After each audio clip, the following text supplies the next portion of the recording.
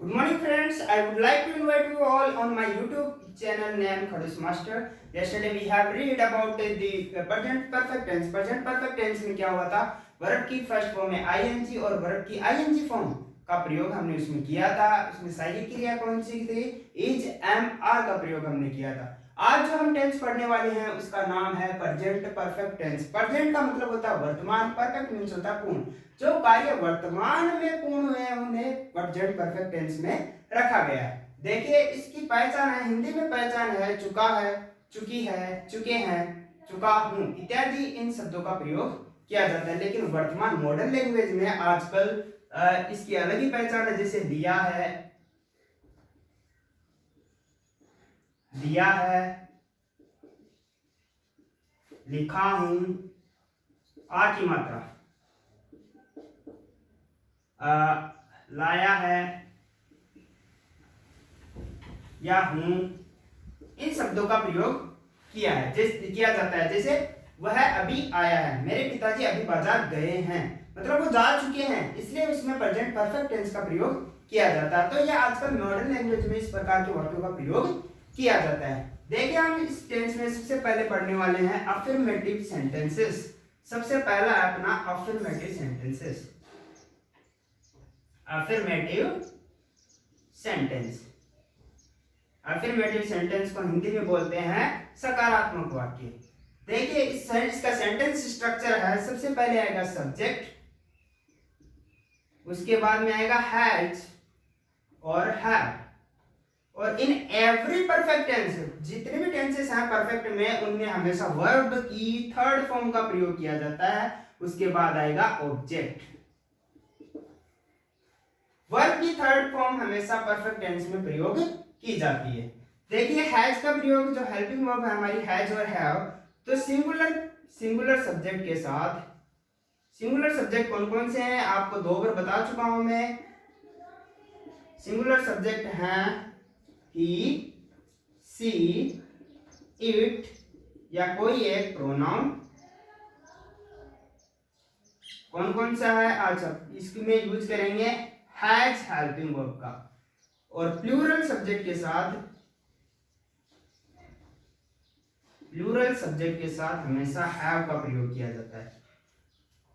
जिस प्रकार से हमने इजएमआर का प्रयोग किया था एज ए बी फॉर्म, उसी प्रकार से हैज हैव का भी रूल्स में हम हैव एज हैव का प्रयोग करेंगे। प्लूरल सब्जेक्ट आपको पता ही है, सबसे पहले आई, फिर वी, यू, दे, और एक से अधिक नाम का प्रयोग किया जाता है। चलिए हम वाक्य के अंदर इसमें एग्जांपल्स देखते हैं। एग्जांपल्स हैं she has written a poem, उसने क्या लिखी है? कि कविता लिख चुकी है या लिखी है। My father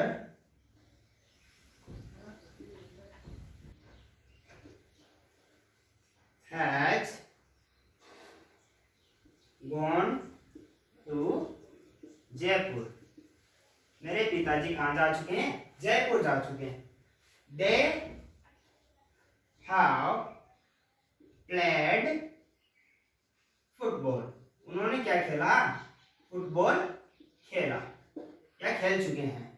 I have read this novel, novel means होता है उपन्यास या काव्य। तो देखिए she has written a poem, has के सी मींस ये सिंगुलर है, तो यहाँ पे क्या आएगा? हैज और प्लस वर्ब की third form.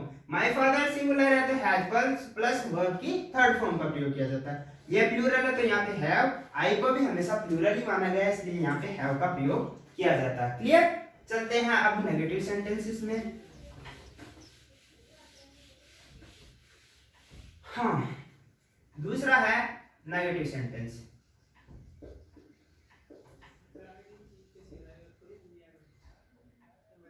Sentence, negative sentence को बोलते हैं नकारात्मक वाक्य। और नकारात्मक में कौन से शब्द का प्रयोग किया जाता है? नोट का प्रयोग किया जाता है। और मैंने पहले कई बार बता चुका हूं कि नोट हमेशा थर्ड नंबर पे आता है। कौन कौन सा है देखिए, सबसे पहले आएगा इसका सेंटेंस स्ट्रक्चर, देखिए सब्जेक्ट आएगा, उसके जस्ट बाद में क्या आ जाएगा, हैज और हैव का प्रयोग आएगा, फिर आएगा नोट, उसके जस्ट बाद में वर्ब की थर्ड फॉर्म, उसके बाद ऑब्जेक्ट कर्म जो है वो आएगा।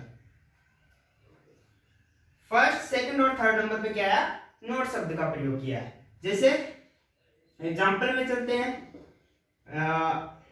Radha has not played guitar. Radha ने क्या नहीं बजा चुकी है, गिटार नहीं बजा चुकी है। Uma and Savita have not reached at the station. Uma और जो सविता है वो अभी तक कहां नहीं पहुंची है, स्टेशन पे नहीं पहुंच चुकी है। जैसे we have not finished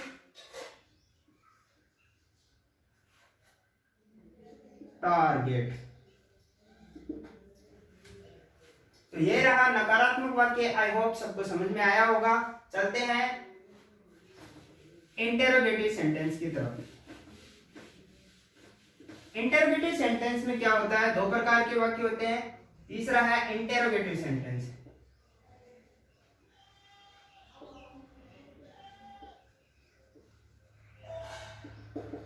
interrogative भी बोलते हैं कुछ लोग, लेकिन है ये इंटेरोगेटिव। इंटेरोगेटिव का मतलब होता है प्रश्नवाचक वाक्य, और प्रश्नवाचक वाक्य की क्या पहचान है, लास्ट में क्या मिलेगा, क्वेश्चन मार्क मिलेगा, क्वेश्चन मार्क। तो यहाँ पे हम सेंटेंस स्ट्रक्चर लिखते हैं, दो प्रकार के होते हैं। एक तो होता है HV हेल्पिंग वर्ब से शुरू होने वाला, और एक होता है WH वर्ड से।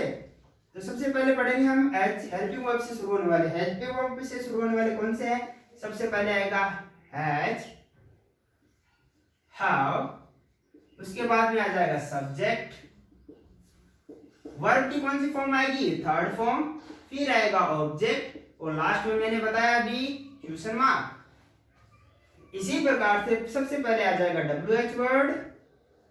WH वर्ड के बारे में मैंने अपने फर्स्ट वीडियो में बताया था, WH वर्ड कौन कौन से हैं। जिसने ये वीडियो स्किप कर दिया वो वहां पे जाके देख सकता है। WH वर्ड, फिर आएगा हैज और हैव, फिर आता है सब्जेक्ट, उसके जस्ट बाद में वर्ब की थर्ड फॉर्म, फिर ऑब्जेक्ट, फिर क्वेश्चन मार्क।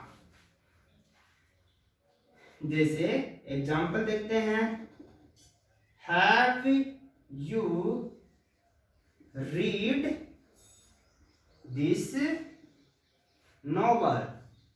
क्या आपने यह महाकाव्य या काव्य पढ़ चुके हैं, या उपन्यास, नोवेल का उपन्यास कहते हैं। हैज ही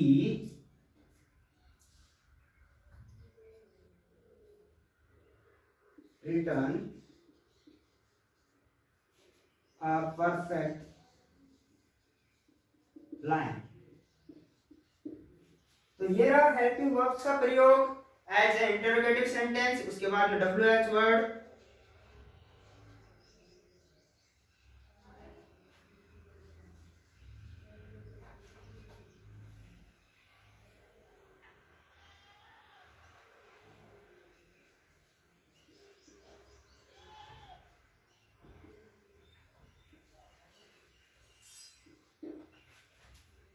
वहर या वाई हैज सी संग अ सॉन्ग। तो देखिए सबसे पहले क्या है, हम प्लूरल है, प्लूरल के लिए हमने हैव का प्रयोग किया, सिंगुलर है तो उसके लिए हैज का, और वर्ब की थर्ड फॉर्म रीड का रीड ही रहती है। यहाँ पे रिटर्न और रिटर्न, संग, सिंग्स एंड संग का प्रयोग किया है। तो ये रहे हमारे basic concept of present perfect tense. अब हम चलेंगे रूल्स में। रूल्स बहुत इजी है, प्रेजेंट परफेक्ट टेंस के रूल्स बहुत ही इजी है। तो हम सबसे पहला रूल जो हमेशा पढ़ते हैं, सबसे पहला रूल है हमारा कौन सा, एडवर्ब वाला, एडवर्ब को क्या बोलते हैं? क्रिया विशेषण। और क्रिया विशेषण कौन कौन से हमारी? सबसे पहले आएगा जस्ट, ऑलरेडी, और क्या आता है? रिसेंटली, और कौन सा आएगा? Lately.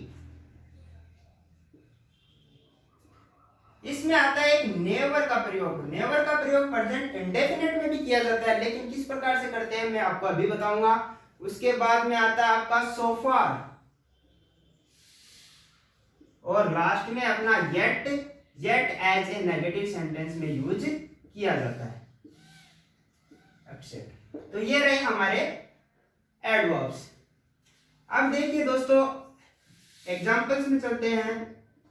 He has not completed his work yet। yet का प्रयोग नेगेटिव सेंटेंस में किया जाता है। उसने अभी तक का प्रयोग, अभी तक अपना कार्य या अपना कार्य कंप्लीट नहीं किया है, पूर्ण नहीं किया है, इसलिए yet का प्रयोग हमेशा नेगेटिव सेंटेंसेस में किया जाता है। जैसे the train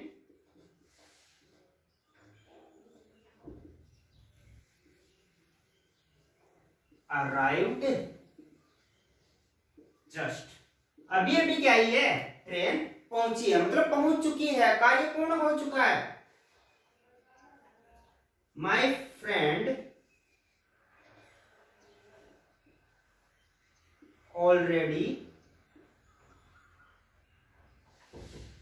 gone to Mumbai.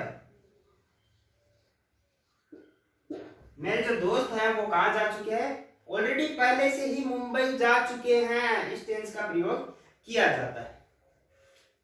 तो वाक्य सबको समझ में आ चुके होंगे। रूल नंबर सेकंड में चले। अच्छा, यहाँ पे नेवर, नेवर का प्रयोग किस प्रकार से करना है ये मैं बताना चाहता हूं। तो देखिए, नेवर, नेवर प्रेजेंट इंडेफिनिट में भी किया जाता है और प्रेजेंट परफेक्ट में भी किया जाता है।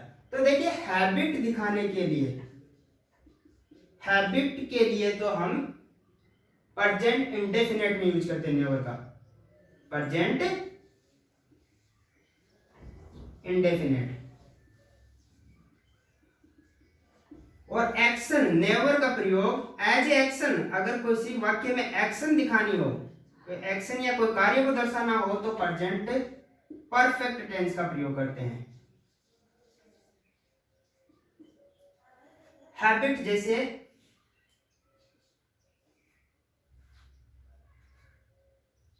he smoke never in public area। ये उसकी हैबिट है, पब्लिक एरिया में नहीं पीता। स्मोकिंग तो करता है लेकिन किसमें नहीं करता? पब्लिक एरिया में नहीं करता, ये उसकी हैबिट है। और कार्य को दर्शाने जैसे he never come, he has never come to Mumbai, वह कभी भी मुंबई नहीं आया है। तो इस प्रकार से नेवर का प्रयोग किया जाता है। हैबिट्स आदतें दर्शाने के लिए, आदत जो नहीं है, पहले छोड़ चुके हैं, उनके लिए प्रेजेंट इंडेफिनिट का प्रयोग किया जाता है। और एक्शन, कार्य दिखाने के लिए नेवर का प्रयोग प्रेजेंट परफेक्ट में किया जाता है। आई होप सबको समझ में आ गया होगा।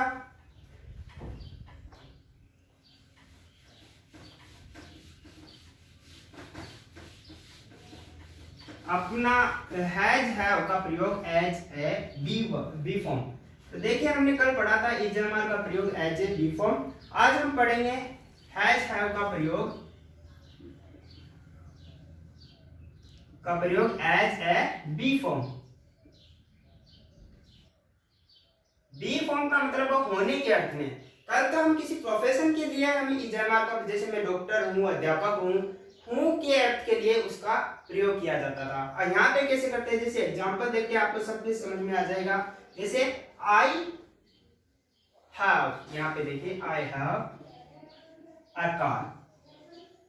तो देखो यहाँ पे आई एम ए कार, मैं तो कार एक नहीं हो सकता, आई एम का प्रयोग करेंगे तो मैं क्या कार हूं, मैं नहीं हो सकता ना। इसलिए यहाँ पर आई हैव ए कार, मेरे पास एक कार है, पास होने के अर्थ में इसका प्रयोग किया जाता है। तो दे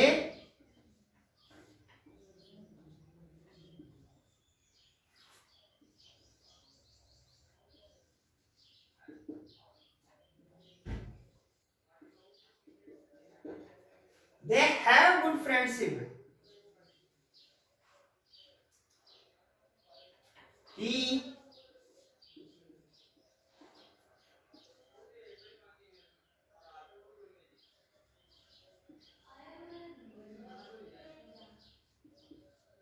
मोटरसाइकिल, तो यहाँ पे क्या आ जाएगा हैज। तो बी फॉर्म में हैज हैव का किस प्रकार से प्रयोग किया जाता है, आई होप सबको समझ में आ गया होगा। तो प्रेजेंट परफेक्ट टेंस का इसी प्रकार से ये बेसिक है, ज्यादातर नहीं पूछी जाती है, लेकिन थोड़ा बहुत पढ़ना तो अनिवार्य है, इसलिए इस टेंस का प्रयोग किस प्रकार से करना है अच्छी तरीके से मैंने बता दिया है। तो एग्जाम की दृष्टि आने वाले सारे चीजें मैंने यहाँ पे क्लियर कर दिया है। अगर आपको ये वीडियो अच्छा लगा हो तो कमेंट, लाइक और शेयर करना मत भूलिएगा। Thank you.